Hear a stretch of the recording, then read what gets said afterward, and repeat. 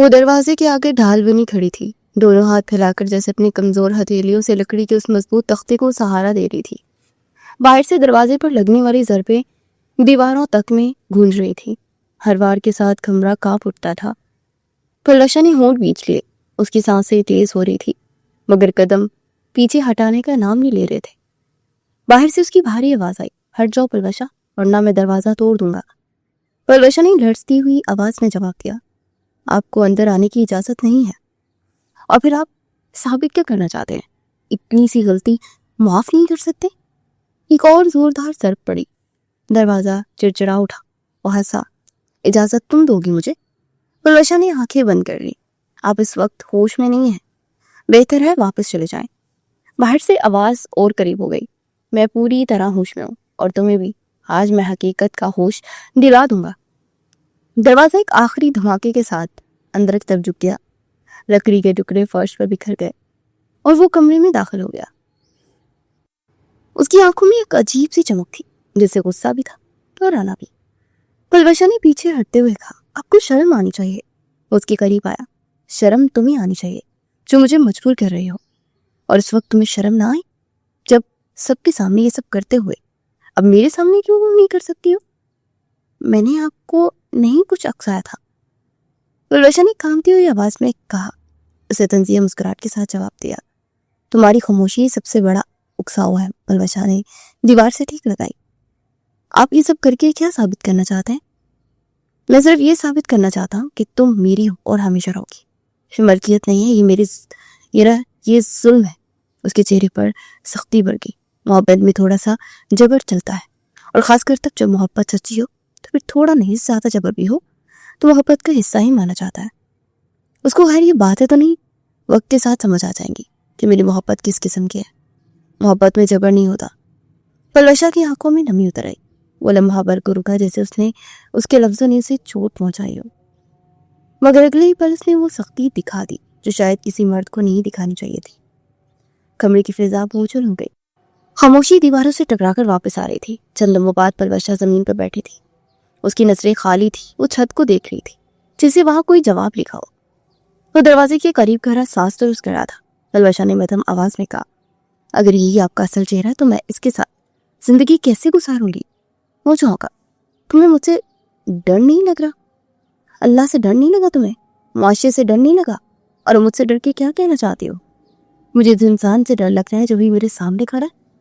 کمرے میں ایک بار پھر خاموشی پھیل گئی، مگر اس خاموشی میں آنے والے طوفان کی آہٹ چھپی ہوئی تھی۔ پلوشا، اس کے دل میں پہلی بار یہ احساس جاگا کہ شاید یہ کہانی ویسی نہیں ہوگی جیسا اس نے کبھی خواب میں سوچا تھا۔ یہ آدمی اگر اپنے ہوش و حواس میں ایسا تھا تو تب اس کا کیا عالم ہوگا جب یہ اپنی ہوش و حواس کھو بیٹھے گا۔ رنگ محل کے نام سے وہ عمارت مشہور تھی، حالانکہ بڑے بزرگ آج اسے خانزادہ حویلی کہہ کر ہی پکارتے تھے، مگر گاؤں والے کی زبان پر رنگ محل ہی چڑھا رہتا تھا۔ صدیوں سے خانزادہ خاندان وہاں آباد تھا۔ اصول، غیرت، روایت ان کے لیے سانس کی طرح لازم تھی۔ موجودہ وارث احتشام خانزادہ تھا، نام کی طرح چمکتا ہوا چہرہ، اونچا قد، مضبوط شخصیت، مگر مزاج میں سختی ایسی کہ سامنے والا کانپ جائے۔ وہ خود کو ظالم نہیں سمجھتا تھا، وہ واقعی کسی کمزور پر جان بوجھ کر ظلم نہیں کرتا تھا، مگر اس کی سختی اکثر کسی نہ کسی کے دل پر نشان چھوڑ جاتی تھی۔ اس گھر میں پردہ قانون تھا۔ لڑکیوں کو سکھایا جاتا تھا کہ نکاح جھکی رہے، آواز مدم رہے، قدم ناپ تول پر اٹھے۔ اگر کوئی اس لکیر سے باہر نکلنے کی کوشش کرتا تو احتشام کی ناراضگی اس کا مقدر بنتی۔ یہاں چھوٹے عرصے میں رشتے طے کر دیے جاتے تھے۔ اسی روایت کے مطابق اس کی منگنی اس کی کزن پلوشا سے بچپن میں ہی طے کر دی گئی تھی، مگر پلوشا کو اس بات کا علم نہ تھا، لڑکیوں کو بتایا ہی نہیں چاہتا تھا، یہ سوچ کر کہ کہیں وہ حد سے آگے نہ بڑھ جائے۔ لڑکوں کو ضرور بتا دیا جاتا تھا کہ کون تمہاری امانت ہے، تاکہ وہ حفاظت کے نام پر نگرانی کر سکے۔ احتشام جانتا تھا کہ پلوشا اس کی ہونے والی بیوی ہے، اس لیے اس پر اس کی نظر باقی سب سے زیادہ رہتی تھی۔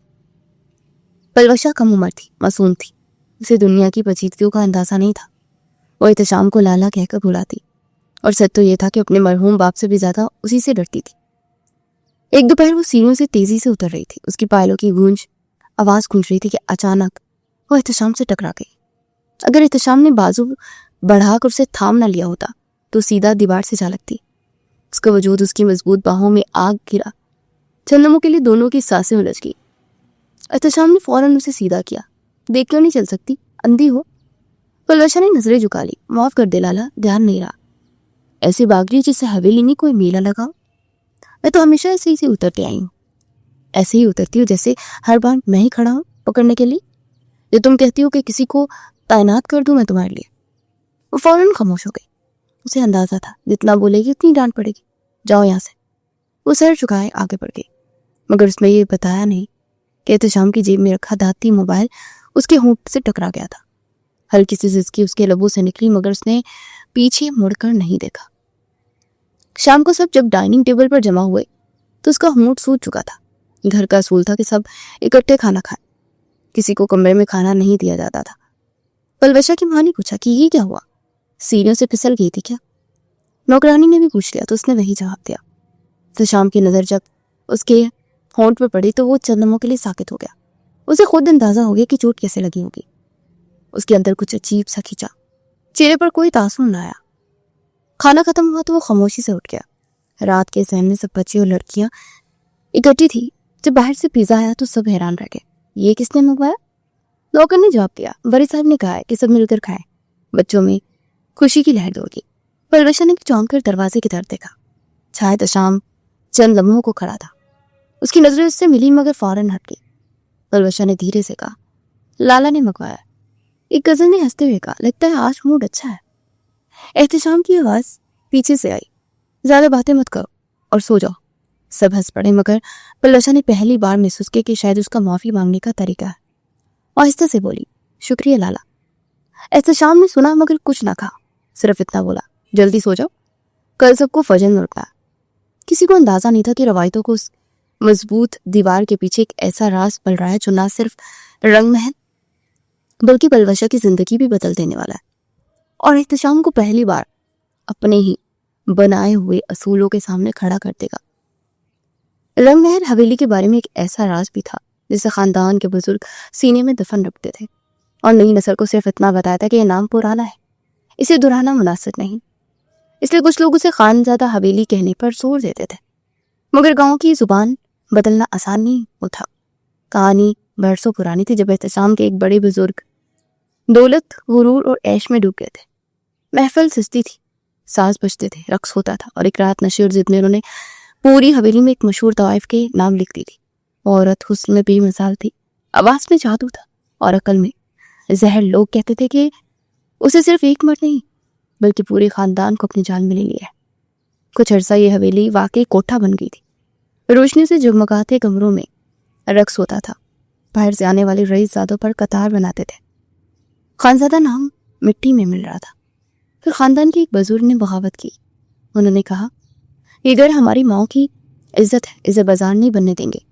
خون بہا, مقدمے جیسی سازشیں ہوئی اور آخر کار حویلی واپس لے لی گئی. مگر اس واپسی کی قیمت بھاری تھی. کہا جاتا ہے کہ اس طوائف کو اس تہخانے میں قید رکھا گیا جہاں ہم کبھی اپنے خاص مہمان کو لے کر جایا کرتی تھی. وہی کمرہ جو زمین کے نیچے تھا, نم دیواریں, تنگ سیڑھیاں اور ایک بھاری دروازہ جو باہر سے بند کر دیا گیا تھا. روایت ہے کہ اس نے آخری سانس وہی لی. اس کی چیخ کی پتھروں میں جذب ہو گئی. بزرگ کہتے ہیں کہ رات کے پچھلے پہر کبھی کبھی وہاں سے پائل کی ہلکی سی آواز آتی ہے, جیسے کوئی ادھورا رقص ابھی باقی ہو. کبھی کسی لڑکی کو خواب میں سرخ لباس والی عورت نظر آتی ہے جو کہتی ہے, قید سے ڈرو مت, قید تو تمہارے دلوں میں ہے. اسی خوف نے خاندان کی لڑکیوں کے پہرے بٹھا دیے. پردہ سخت کر دیا گیا. ہنسی دبے لہجے میں ہونے لگی. باہر کی دنیا سے میل جول کم کر دیا گیا. کہا جاتا تھا کہ ایک بھٹکی ہوئی روح کمزور دلوں کو بہکا سکتی ہے. ایک رات صحن میں بیٹھی لڑکیوں میں سے ایک نے سرگوشی کی, میں نے کل تہخانے کے پاس سے آواز سنی تھی. دوسری نے فوراً کہا, خاموش رہو, دیواروں کے بھی کان ہوتے ہیں. تیسری نے دھیرے سے کہا, اگر وہ واقعی قید ہے تو اسے کس بات کی سزا ملی تھی. یہ بات وہیں دب گئی, مگر خوف کی ایک لہر سب کے دلوں میں اتر گئی. احتشام کو ان کہانیوں پر یقین نہیں تھا. وہ کہا کرتا تھا, روحیں نہیں ہوتی, کمزور ذہن ہوتے ہیں. مگر عجیب بات یہ تھی کہ وہ خود بھی تہخانے کے دروازے کو ہمیشہ بند رکھتا تھا اور چابی اپنے پاس رکھتا تھا. اور رنگ محل کی دیواریں جیسے آج بھی اس راز کو سانسوں میں سنبھالے بیٹھی تھی, جیسے کسی کے قدموں کی چاپ کا انتظار ہو, جیسے کوئی ادھوری کہانی دوبارہ زندہ ہونے والی ہو. احتشام نے اس صبح گارڈ کو مختصر سا حکم دیا کہ آج ساتھ آنے کی ضرورت نہیں ہے، میں اکیلا جاؤں گا۔ ٹیگا نے حیرانی سے دیکھا مگر کچھ نہ بولا۔ گاڑی شہر کی طرف بڑھ گئی۔ اس کے چہرے پر سنجیدگی تھی جیسے وہ کسی ایسے معاملے کی طرف جا رہا ہو جسے وہ دیواروں سے بھی چھپانا چاہتا ہو۔ چند گھنٹوں بعد وہ ایک جدید کیفے میں داخل ہوا۔ شیشے کی دیواریں، ہلکی موسیقی، کم روشنی، ایک الگ سا ماحول۔ وہ سیدھا جا کر ایک میز کے سامنے بیٹھ گیا۔ سامنے ماریا بیٹھی تھی۔ خوبصورت تو پہلے بھی تھی مگر آج اس کی آنکھوں کے گرد سے ہلکے تھے، آنکھیں سوجی ہوئی تھی جیسے کئی راتوں سے سوئی نہ ہو۔ اس کے ہاتھ میز پر رکھے چھوٹے سے پرس کو پکڑے ہوئے تھے، ساتھ ایک میڈیکل رپورٹ رکھی تھی۔ احتشام نے کرسی سے ٹیک لگائی۔ کیوں بلایا تم نے مجھے؟ جانتی ہوں میں مصروف آدمی ہوں، میرے پاس فضول لوگوں اور فضول کاموں کے لیے کوئی ٹائم نہیں ہے۔ ماریا ہلکے سے ہنسی۔ فضول کام کہہ رہے ہو؟ وہ کرنے کے لیے جو تمہارے پاس پہلے فضول وقت بھی تھا، اور پہلے تو میری مصروفیت ہوتی تھی، تم اب کس کے ساتھ مصروف رہتے ہو؟ بات گھماؤ مت، کہنا کیا چاہتی ہو؟ تم نے کہا تھا ذمہ دار لوگ ہیں، ہم اپنی ذمہ داری سے نہیں بھاگتے۔ پھر بس ایک ذمہ داری کے بارے میں بتانے آئی، اور کیا؟ صاف صاف بتا۔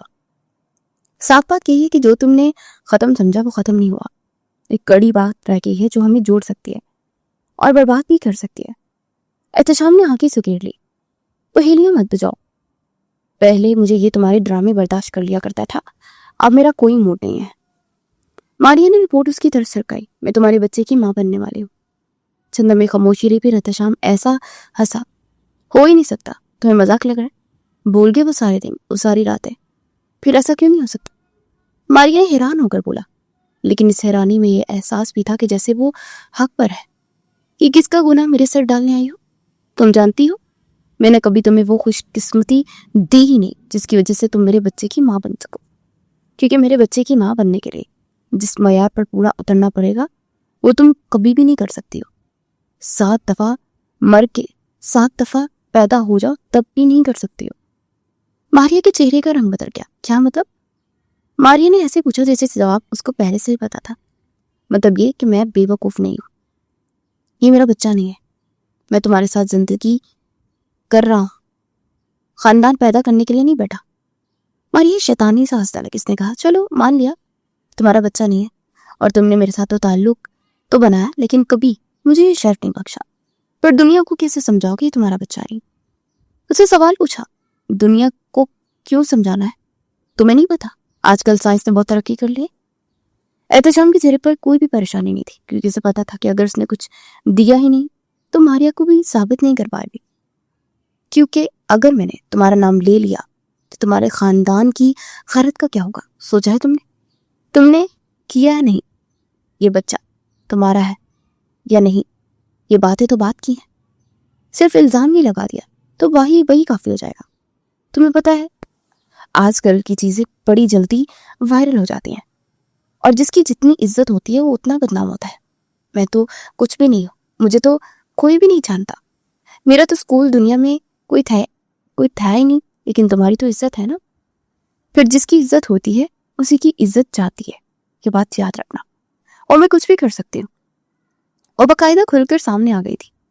یہ وہی مائی ہوئی تھی جو ابھی تک احتشام کو بار بار فون کرتی رہی، بات کرنے کی کوشش کرتی رہی، سمجھاتی رہی، لیکن جواب نہیں دیا۔ شاید اب اس کے پاس یہی راستہ رہ گیا تھا۔ احتشام جھکا اور آہستہ سے بولا، دھمکی دے رہی ہو احتشام خانزادہ کو؟ تو اس سے دشمن بھی دھمکی دینے سے پہلے 100 دفعہ سوچتے ہیں، اور تم جو کبھی میرے لیے خاص مقام رکھتی تھی مجھے دھمکی دے رہی ہو؟ میں حقیقت بتا رہی ہوں، تمہاری ہونے والی بیوی جوان ہو رہی ہے نا، اس کے کانوں تک خبر پہنچ جائے تو کیسا رہے گا؟ احتشام کی آنکھوں میں ایک لمحے کو خطرناک چمک آئی۔ البشا کا نام زبان پر نہ لانا، تم جیسی بالکل نہیں ہے وہ، تمہارے جیسی سوس کے اوپر سے وار کر پھینک سکتا ہوں میں۔ ہمارے خاندان کی لڑکی ہے وہ، ہمارے خاندان کی عورتوں نے اس کی تربیت کی ہے۔ احتشام نے غرور سے کہا، دیکھا تمہیں ڈر لگا نا، کم عمر ہے تو کیا ہوا، بے وقوف نادان تو ہے نا، لیکن بیوی تو ہے، اور بڑے بڑے شوہر بھی اپنی بیوی کے سامنے نا چوہے بن جاتے ہیں۔ یہ سن لو، اگر میں نے بول دیا تو سچ جھوٹ بعد میں دیکھا جائے گا، پہلے بدنامی ہوگی۔ احتشام نے چند میں سوچا، پھر سیدھا ہو کر بیٹھ گیا۔ ٹھیک ہے، جتنے پیسے چاہیے لے لو۔ ماریا چونکی، اتنی آسانی سے مان گئے؟ اسے حیران ہو کر پوچھا تھا، کیونکہ وہ بھی آدمی کو اس کو اچھی طرح جانتی تھی. اتنی جلدی ہار کیسے مان سکتا تھا؟ لیکن احتشام اس طرح سے بول رہا تھا جیسے بس معاملے کو ختم کرنا چاہتا تھا. اسے کہا، ہاں گھر آ کر لے جانا، میں کیش دوں گا. ماریا کی آنکھوں میں لالچ چمکا. کتنے؟ جتنے تم مانگو. اور لمحہ بھر کر خاموش رہی، پھر بولی، ٹھیک ہے آ جاؤں گی، آج شام آ جانا. وہ اٹھ کر ہوا اور جاتے جاتے ہوگا. اور ہاں ایک بات یاد رکھنا، اگر یہ سب جھوٹ ہوا تو اس کا انجام تم سوچ بھی نہیں سکتے. ماریا نے ہونٹ بھیجے. انجام سے ڈرنے والے ہم نہیں ہیں. احتشام کیفے سے باہر نکل گیا. اس کے ذہن میں تیزی سے منصوبہ بن رہا تھا. وہ جانتا تھا بچہ اس کا نہیں ہے. وہ یہ بھی جانتا تھا کہ ماریا نے صرف الزام بھی لگا دیا تو رنگ محل کی دیواریں ہل سکتی ہیں اور سب سے زیادہ اثر پلوشا پر پڑے گا. گاڑی میں بیٹھتے اس نے فون ملایا. آج شام مہمان آ رہے ہیں، تہخانے کی چابی تیار رکھنا. دوسری طرف سے آواز آئی، جی صاحب. احتشام نے آنکھیں بند کر لی، ایک گہرا سانس لیا. ماریا سمجھ رہی تھی وہ پیسوں کے لیے جا رہی ہے، مگر اسے اندازہ نہیں تھا کہ رنگ محل میں داخل ہونے کے بعد ہر دروازہ باہر کی طرف نہیں کھلتا. کچھ راستے سیدھے اسی تہخانے کی طرف جاتے ہیں جہاں ماضی کی ایک روح پہلے سے ہی قید ہے. شام ہونے والی تھی اور کھیل ابھی شروع ہوا تھا. شام ڈھل چکی تھی. رنگ محل کی روشنیوں میں ایک غیر معمولی چمک تھی، جیسے کوئی خاص مہمان آنے والا ہو. دروازے پر گاڑی رکی. ماریا باہر نکلی. آج وہ پہلے جیسی کمزور اور بکھری ہوئی نہیں لگ رہی تھی. اسے خود کو سنبھال رکھا تھا. ہلکا سا میک اپ، مہنگا لباس، اونچی ایڑیاں، ہاتھ میں وہی پرس، مگر اس کے چہرے پر اب آنسو نہیں عزم تھا. دروازہ کھلا. نوکر نے ادب سے راستہ دیا. وہ اندر داخل ہوئی تو سامنے احتشام کھڑا تھا. سفید کرتا، سیاہ کی سنجیدہ چہرہ. وقت پر آ گئی، اچھی بات ہے. مجھے ایسے لوگ پسند ہیں جو وقت کی پابندی کریں، کیونکہ بزنس میں سب سے پہلے اعتماد اور وقت کی قدر دیکھی جاتی ہے. ماریا نے ہلکی مسکراہٹ کے ساتھ جواب دیا، مجھے بھی ایسے ہی لوگ پسند ہیں جو وعدہ پورا کریں، اور آج میں صرف اپنا حق لینے آئی ہوں. امید ہے تم بھی وعدہ پورا کرو گے، کیونکہ میں خالی ہاتھ واپس جانے والوں میں سے نہیں ہوں. احتشام نے ایک لمحہ اسے دیکھا، مڑا. اندر آؤ. سب لوگ ڈائننگ ہال میں موجود ہیں. میں نے پہلے ہی بتا دیا کہ میری دوست آ رہی ہے. ہم ایک نیا بزنس شروع کرنے والے ہیں، اس لیے کوئی سوال جواب نہیں ہوگا. تم مہمان ہو، اس لیے رہنا اس طرح جیسے تم واقعی بزنس پارٹنر ہو. ماریا نے آہستہ سے کہا، تم بہت اعتماد ہے نا احتشام. کبھی کبھی مجھے لگتا ہے تمہارے چہرے کے پیچھے اصل کہانی کوئی اور ہی ہوتی ہے. لیکن خیر، آج مجھے صرف پیسوں سے مطلب ہے، تمہارے کردار سے نہیں. ڈائننگ ہال میں سب بیٹھے تھے. پلوشا بھی اپنی ماں کے ساتھ موجود تھی. احتشام نے سب کی طرف دیکھا سنجیدگی سے کہا، یہ ماریا ہے، میری پرانی دوست. ہم ایک نیا پروجیکٹ شروع کر رہے ہیں. کچھ دن یہاں آئیں گی تاکہ معاملہ طے ہو سکے. آپ سب ان کا احترام کریں کیونکہ یہ ہمارے کام کے لیے آئے ہوئے ہیں. پلوشا نے پہلی بار ماریا کو غور سے دیکھا. اس کے دل میں ایک عجیب سا احساس ابھرا. وہ خود بھی نہ سمجھ سکی کہ یہ حسد تھا، بے چینی تھی، یہ محض تجسس. ڈنر کے دوران ماریا نے جان بوجھ کر احتشام سے بے تکلف لہجے میں کہا، مجھے خوشی ہے کہ تم نے آخرکار میرے ساتھ کام کرنے کا فیصلہ کر لیا، کیونکہ تم خود ہمیشہ کہتے تھے کہ تمہیں مجھ پر اعتماد نہیں، لیکن آج لگتا ہے کہ تم نے مان لیا کہ تمہاری برابر میں کھڑی ہو سکتی. احتشام نے بغیر مسکرائے جواب دیا، میں فیصلے جذبات پر نہیں، حالات پر کرتا ہوں، اور حالات نے ہی مجھے قدم اٹھانے پر مجبور کیا ہے. امید ہے تم بھی اپنی حد میں رہ کر کام کرو گی، کیونکہ میں نظم و ضبط کے بغیر کوئی تعلق نہیں رکھتا، چاہے وہ بزنس ہو یا کچھ اور. ماریا نے معنی خیز انداز میں کہا، حدیں وہی تو طے کرتا ہے جس کے پاس اختیار ہو، اور اختیار ہمیشہ ایک جیسا نہیں رہتا. وقت بدلتا ہے، وقت کے ساتھ طاقت کا توازن بھی بدل جاتا ہے. پلوشا کے قانون لفظوں پر ٹھہر کے وہ سمجھ نہیں پا رہی تھی، مگر اس کی نظریں بار بار احتشام کے چہرے پر جا رہی تھی جو غیر معمولی طور پر سنجیدہ تھا. کھانے کے بعد احتشام نے نوکر کو اشارہ کیا، ماریا کو وہ فائلیں دکھا دو جو میں نے نیچے والے اسٹوروں میں رکھی ہیں. ہم وہی بات مکمل کریں گے کیونکہ اوپر شور ہے اور مجھے تفصیل سے گفتگو کرنی ہے. ماریا نے چونک کر کہا، نیچے کیوں جانا ہے؟ یہاں بھی تو بات ہو سکتی ہے نا. احتشام نے پرسکون لہجے میں جواب دیا، بزنس کی کچھ باتیں سب کے سامنے نہیں کی جاتی، اور میں نہیں چاہتا کہ گھر کے لوگ غیر ضروری سوال کریں. تم مجھ پر اعتماد کر سکتی ہو کیونکہ میں نے وعدہ کیا ہے تم خالی ہاتھ نہیں جاؤ گی. لالچ نے خوف کو دبا دیا. اس کے ساتھ چل پڑی. لمبی رات آدھی، تنگ سیڑھیاں، نیچے اترتی نمی بھری ہوئی باہری دروازہ. احتشام نے चाबी घुमाई। ये सिर्फ आरजी जगह है, फाइलें यहाँ महफूज रहती हैं, तुम अंदर जाकर देखो, मैं अभी आता हूँ। मारी अंदर दाखिल हुई। अगले लम्हे दरवाजा जोर से बंद हुआ और बाहर से कुंडी लगने की आवाज आई। एहतशाम, ये क्या मजाक है? दरवाजा खुले, तुम ऐसा नहीं कर सकते, मैं तुम्हें बर्बाद कर दूंगी। बाहर से उसकी ठंडी आवाज आई। मैंने कहा था ना, अगर सब झूठ हुआ तो इंजाम तुम सोच भी नहीं सकती। अब तुम वहीं रहोगी जब तक मैं फैसला न कर लूं कि तुम्हारे साथ क्या करना है। और याद रखो, यहाँ से बाहर जाने का रास्ता सिर्फ मेरे हाथ में है। अंदर से चीख सुनाई दी, तुम पागल हो, ये गैर कानूनी है, मुझे बाहर निकालो। मगर कदमों की चाप दूर होती चली गई, रात गहरी होती चली गई। बलबशा अपने कमरे में बैठी थी। अचानक उसे नीचे से मध्यम सी आवाज सुनाई थी, जैसे कोई लड़की रो रही हो। वो चौंकी और अपनी माँ के पास चली गई। अम्मा, मुझे लगता है तहखाने से किसी लड़की के रोने की आवाज आ रही है, क्या आपने भी सुनी या फिर सिर्फ मुझे ही सुनाई दे रही है? माँ ने बेपरवाह लहजे में जवाब दिया, वो वही पुरानी आवाज है बेटी, वही तवाइफ जिसकी रोज तहखाने में कहते हैं। बुजुर्ग कहते हैं कि वो आज भी रातों को रोती है, तुम बचपन से सुनती आई हो, डरने की बात नहीं है, ये सवेली की पुरानी कहानी है।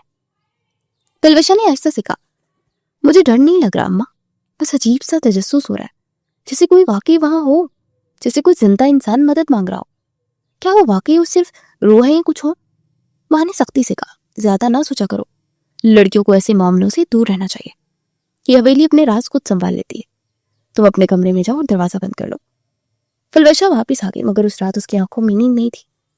नीचे आने वाली दबती हुई सिसकियों से बार बार याद दिला रही थी कि रंग महल के तहखाने में शायद सिर्फ माजी की रो नहीं, हाल की कोई सांस भी कैद है। और उसे पहली बार महसूस हुआ कि इस हवेली की कहानी अभी शुरू हुई है। और दूसरी तरफ पलवशा की अपनी एक नई दुनिया थी, जो रंग महल की ऊंची दीवारों के अंदर घुटती सांसों के साथ कैद थी। वो बाहर से खामोश ताबिया फरमान नजर आती थी, मगर अंदर एक मुसलसल शोर चलता रहता था। कई बार अपनी माँ से कहना चाहती थी कि उसे ये मुसलसल निगरानी पसंद नहीं, ये फैसले जो उससे पूछे बगैर उसके लिए कर दिए जाते हैं उसे घुटन देते हैं। मगर वो जानती थी कि अगर इसमें एक लफ्ज भी जुबान से निकाला तो उसे नाशुक्री, बागी और खानदान की इज्जत के खिलाफ समझ लिया जाएगा, इसलिए वो खामोश रही। मगर इस खामोशी के नीचे उसने एक छोटा सा राज पाल लिया था। जब घर में शादी की तैयारियों की बात शुरू हुई और सबको दूसरे शहर जाना था, तो उसके दिल में एक अजीब सी खुशी जागी। उसे भी जाना था, मगर एहतशाम ने पहले इसकी माँ से कह दिया था कि पलवशा कहीं नहीं जाएगी, वो भी बच्ची है और मैं नहीं चाहता कि वो बाहर शादी ब्याह में जाकर लोगों की नजरों का मरकज बने, वो घर में ही रहेगी, यही बेहतर है। माँ ने सर झुकाकर जवाब दिया, जी जैसे आपकी मर्जी, आखिर वो आपकी इमानत है, हम वही करेंगे जो आप मुनासिब समझे। ये अल्फाज पलवशा ने दरवाजे के पीछे से खड़े होकर सुन रही। अमानत, अमानत का लफ्ज़ उसके कानों में देर तक गूंजता, मगर इस बार उसे दुख नहीं हुआ, बल्कि अंदर ही अंदर वो मुस्कुरा रही थी, क्योंकि यही तो वो मौका था जिसका उसे इंतजार था कि घर वाले शादी के लिए रवाना हो जाए। कई नौकरों को छुट्टी दे दी गई थी। हवेली गैर मामूली तौर पर खामोश हो गई। एहतशाम मुतमईन था, उसे यकीन था कि पलवशा घर में वैसी रहेगी जैसे हमेशा रहती है। उसने कभी तसव्वुर भी नहीं किया था कि उसकी खामोशी के पीछे कोई मंसूबा भी हो सकता है। पलवशा ने कमरे का दरवाजा बंद किया, अलमारी खोली और वो बैग निकाला जो उसने छुपा कर रखा था। उसमें वो कपड़े थे जिसने ऑनलाइन मंगवाए थे, तंग जीन्स, स्लीवलेस ब्लाउज, हल्का सा मेकअप का सामान। वो आईने के सामने खड़ी कुछ लम्हे खुद को देखती रही, जैसे पहली बार अपने आप को पहचान रही हो। आज मैं वो करूंगी जो मैं करना चाहती हूँ, ना कि वो जो मुझसे करवाया जाता है। वो बुर्का पहनकर गेट से निकली। नौकर ने दरवाजा खोला, उसे मामूली से सलाम किया, गाड़ी निकाली और वो शहर की तरफ चल पड़ी। उसका दिल तेजी से धड़क रहा था, मगर उस धड़कन में खौफ से ज्यादा जोश था। होटल पहुंचकर वो सीधी वॉशरूम में गई, बुर्का उतारा, बाल खुले, लिपस्टिक लगाई। जब वो बाहर आई तो खुद उसे यकीन आया कि ये वही पलवशा है जो रंग महल में सर झुकाकर चलती है। ऊपर वाले हॉल में मौसीकी बज रही थी। उसके दोस्त लड़के और लड़कियां सब जदीद लिबास में थे। एक दोस्त की सालगिरह थी, केक मेज पर था, रोशनी मध्यम थी, कह के गूंज रहे थे, आखिरकार तुम आ ही गई, हमें लगा तुम फिर कोई बहाना बना दोगी। पलवशा हंसी, आज मैंने किसी को जवाब नहीं देना था इसलिए आ गई, और आज मैं पूरी रात एंजॉय करूंगी, क्योंकि मुझे भी हक है ना नॉर्मल जिंदगी जीने का। एक लड़की ने कहा, तुम हमेशा अपनी फैमिली के बारे में बात घुमा देती हो, आखिर रहती कहाँ हो तुम? पलवशा ने बेफिक्री से जवाब दिया, बस एक आम सा घर है, तुम लोग ज्यादा फिल्मी सवाल ना किया करो। वो सब हंस पड़े। मौसीकी तेज हो गई, पलवशा भी उस शोर में शामिल हो गई। वो हंस रही थी, नाच रही थी, जैसे बरसों की कैद टूट गई। उसे अंदाजा नहीं था कि किस्मत उस पर हंस रही है। उसी होटल के निचले हिस्से में एहतशाम अपने एक जानने वाले से मिलने आया हुआ था। बात खत्म हुई तो वो बाहर की तरफ पड़ा। शीशे की दीवारों के पार उसकी नजर ऊपर वाले हॉल पर पड़ी। पहले तो महज वो यूं ही देखकर आगे बढ़ा, फिर अचानक उसकी नजर एक चेहरे पर ठहर गई। ये मुमकिन नहीं है। वो चंद में देखता रहा, फिर उसके चेहरे की रंगत बदल गई। ये पलवशा है। गुस्सा उसकी रगों में आग की तरह धुल गया। उसे इजाजत नहीं थी ऊपर जाने की, क्योंकि हाल बुक था, मगर वो सीढ़ियां इस तरह चढ़ा जैसे उसे रोकने की हिम्मत किसी में ना हो। दरवाजा खुला, मौसीकी गूंज रही थी और अगले ही लम्हे उसका हाथ पलवशा की कलाई पर था। चलो मेरे साथ, अभी के अभी। पलवशा के कदम जैसे जमीन में धंस गए। लाला प्लीज, मेरी बात तो सुन ले। मैं सिर्फ दोस्तों के साथ आई हूँ, मैंने कुछ गलत नहीं किया। एहतशाम की आवाज बर्फ की तरह सख्त थी। तो मैंने क्या सिखाया था, और तुम यहाँ उन लड़कियों के साथ नाच रही हो? तुम्हें अंदाजा भी है तुमने क्या किया है? तुमने मेरे एतमाद को नहीं, बल्कि अपने खानदान के नाम को चैलेंज किया है। उसकी कीमत तुम्हें अदा करनी पड़ेगी। दोस्त हैरान खड़े थे, किसी में मुदाखलत करने की हिम्मत ना हुई। उसे तकरीबन घसीटता हुआ बाहर ले आया, गाड़ी की पिछली सीट पर धक्का दिया, दरवाजा बंद किया और गाड़ी उस रफ्तार से चलाई कि सड़क की रोशनियां लकीरों में बदल गई। पलवशा पिछली सीट पर साकित बैठी थी, दिल उसके सीने में बेकाबू धड़क रहा था। लाला, मैं माफी मांगती हूँ, मुझे नहीं मालूम था आप यहाँ होंगे। मैं सिर्फ एक दिन आजाद रहना चाहती थी। मैं गुट रही थी, मुझे सांस नहीं ले पा रही थी। एहतशाम ने रियर व्यू मिरर में उसे देखा। आजादी तुम्हें इस तरह मिलेगी कि तुम गैर मर्दों के सामने इस लिबास में जाओ। तुमने मुझे मजबूर किया है कि मैं आज वो करूं जो शायद मुझे पहले ही कर देना चाहिए था। गाड़ी हवेली में वापस दाखिल हुई। पलवशा दरवाजा खुलते ही बाकी सीढ़ियां चढ़ी, अपने कमरे में दाखिल होकर अंदर से कुंडी लगा दी। उसकी सांसें टूट रही थी, आंसू बेकाबू थे। मुझे कुछ नहीं होने देगा, वो बस डांटेगा, शायद बंद भी कर देगा कमरे में, मगर मैं बच जाऊंगी। मैंने कोई जुर्म नहीं किया, सिर्फ जिद्दा होना चाहती थी मैं। बाहर कदमों की आवाज करीब आ रही थी। एहतशाम दरवाजे के पास आकर रुका। दरवाजा खोलो पलवशा, क्योंकि आज बात अधूरी नहीं रहेगी। तुम समझती हो तुम बच जाओगी सिर्फ इसलिए कि तुमने कुंडी लगा ली, मगर याद रखो, रंगे महल में कोई दरवाजा हमेशा के लिए बंद नहीं रहता। और आज तुम्हें जवाब देना होगा कि तुम कौन सी जिंदगी चाहती हो। अंदर से पलवशा आंखें बंद करके कुंडी पर उसका हाथ था। दिल में एक ही सवाल गूंज रहा था कि क्या वाकई वो बच जाएगी, यहाँ उसकी जिंदगी का आज रुख हमेशा हमेशा के लिए बदलने वाला है। एहतशाम दरवाजा शिद्दत से पीट रहा था कि लकड़ी कांप रही थी, कुंडी पर जरब लरसती थी। पलवशा ने दोनों हाथ कानों पर रख लिए, आंखों से आंसू बह रहे थे, मगर वो अपनी जगह से ना हिटी। मैं दरवाजा नहीं खोलूंगी, चाहे कुछ भी हो जाए। आपको अगर लगता है कि मैं डर जाऊंगी तो आप गलत है, क्योंकि आज मैंने पहली बार अपने लिए कदम उठाया। मैं इसकी सजा कबूल कर लूंगी, मगर खुद को जुटलाऊंगी नहीं। बाहर से उसकी गरजती हुई आवाज आई, तुम समझती हो ये जिद है या बहादुरी? तुम्हें अंदाजा भी है तुमने क्या किया है? तुमने मेरे हुक्म को चैलेंज किया है, और रंगे महल में मेरा हुक्म आखिरी होता है। फिर अचानक खामोशी छा गई। पलवशा ने चंद में सांस रोके रखी, फिर आहिस्ते से दरवाजे से हटकर बेड के कोने पर बैठ गई। शायद वो चला गया, शायद उसे समझ आ गई कि मैं दरवाजा नहीं खोलूंगी। मैं 2 दिन भी कमरे में बंद रह सकती हूँ, मगर उसके सामने नहीं जाऊंगी। 2 घंटे गुजर गए, खामोशी गहरी हो चुकी थी। तकरीबन मुतमईन होने लगी थी कि अचानक दरवाजे पर दस्तक हुई। इस बार आवाज में अजब सा सुकून था। पलवशा, आखिरी बार कह रहा हूँ, दरवाजा खोल दो, क्योंकि अब मैं वो सब्र खो रहा हूँ। जब मेरा सब्र खत्म होता है तो फिर मैं दरवाजा नहीं, दिल तोड़ता हूँ। वो चुप रही। अगले लम्हे जोरदार धमाका हुआ, दरवाजा अंदर की तरफ गिरा, लकड़ी के टुकड़े बिखर गए। एहतशाम अंदर दाखिल हुआ, आंखों में आग थी। तुम्हें क्या लगा था मैं एक मामूली सा दरवाजा नहीं तोड़ सकता? लेकिन मैं तुम्हारा गरूर तोड़ने का इंतजाम कर रहा था। पलवशा पीछे हटी, उसकी आवाज कांप रही थी। क्या मतलब लाला? एहतशाम तलख हंसी हंसा। लाला यानी भाई। आज मैं तुम्हें बताता हूँ कि मैं तुम्हारा कौन हूँ, फिर तुम्हारी अकल शायद ठिकाने आ जाए। पलवशा को एक लम्हे को लगा जैसे 2 थप्पड़ पड़ेंगे और बात खत्म हो जाएगी। वो पहले भी उसकी सख्ती देख चुकी थी, मगर आज उसके चेहरे पर कुछ और था। एहतशाम ने करीब आकर कहा, उन लड़कों के सामने तुम नाच रही थी, तुम्हें शर्म नहीं है? तुम्हें इस खानदान की तुम लड़की हो, और लिबास पहनना जो बाजार की लड़कियां पहनती हैं, और तुम समझती हो मैं खामोश रहूंगा? पलवशा के अंदर भड़सों का दबा गुस्सा फट पड़ा। दोस्त थे मेरे, आपने ही सब पर पहरे बिठाया है। इस हवेली में हम लड़कियों का जीना आपने ही आराम किया है। अब पहले दादा ऐसे थे, उसके बाद ताया अबू यानी आपके अब्बू ऐसे थे, और अब आप खुद ऐसे हैं। इस हवेली के तवाइफ वो नहीं जो नीचे तहखाने में कैद है, बल्कि आप है जिसने हमारी जिंदगी और दिन रात हराम किए हुए हैं। ये सुनकर एहतशाम का हाथ बेकदार उठा और एक जोरदार थप्पड़ उसके चेहरे पर पड़ा। कमरा साकित हो गया। अपनी हद में रहो पलवशा, क्योंकि आज तुमने एक वो लकीर पार की है जिसके बाद वापसी नहीं होती। तुम मुझे तवाइफ कह रही हो? तुम्हें मालूम भी है लफ्ज का मतलब क्या है? पलवशा की आंखों में आंसू थे, मगर वो झुकी नहीं। हाँ मालूम है, वो जो कैद रखे, जो खरीदे, जो जिंदगियों को अपने नाम की मोहर लगाकर सांस लेने का हक भी ना दे। एहतशाम ने दरवाजे की तरफ देखा और आवाज दी, अंदर आओ। एक नौकरानी अंदर आई, उसके हाथ में सुर्ख दुल्हन का जोड़ा था।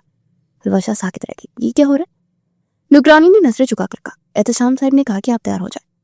किस लिए तैयार हो जाओ? मैं क्यों दुल्हन बनूं? क्या हो रहा है यहाँ पर? नौकरानी की आवाज कांप रही थी। बीबी, आपकी शादी तो बचपन में ही तय हो चुकी थी। आपका मंगेतर बाहर बैठा है, मौलवी साहब भी आ चुके हैं, 4 गवाह भी मौजूद है। आज निकाह होना है। पलवशा जैसे सुन ना सके। क्या मतलब? मंगेतर? कौन मंगेतर? मुझे किसी ने नहीं बताया, ये सब झूठ है।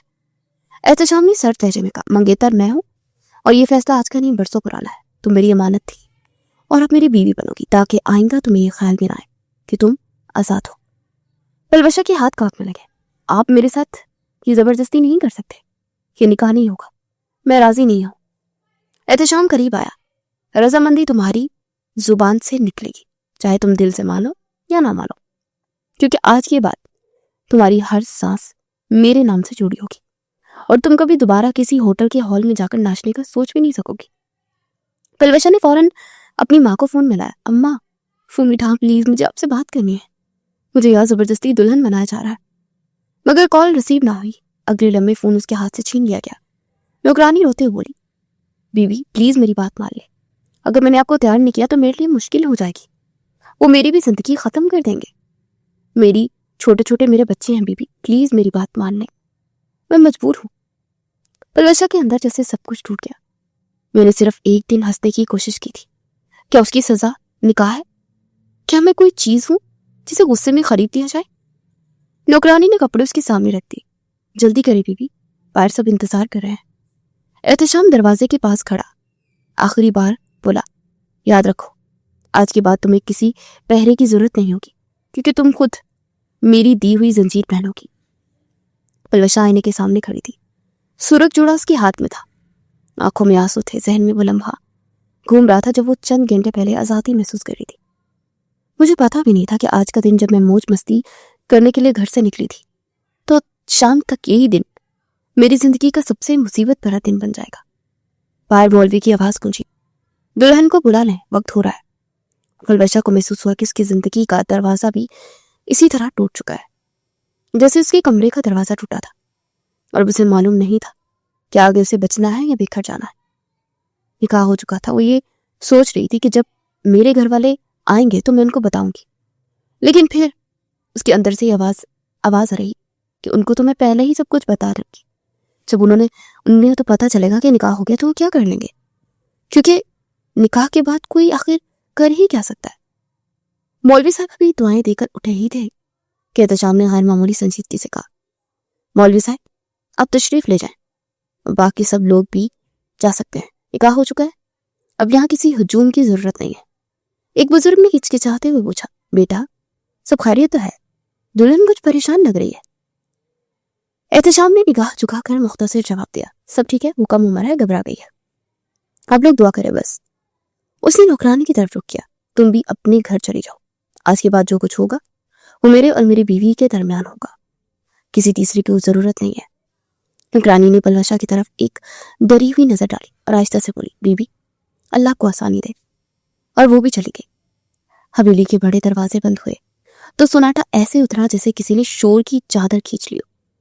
एहतशाम धीरे धीरे कदम उठाता पलवशा के कमरे की तरफ बढ़ा।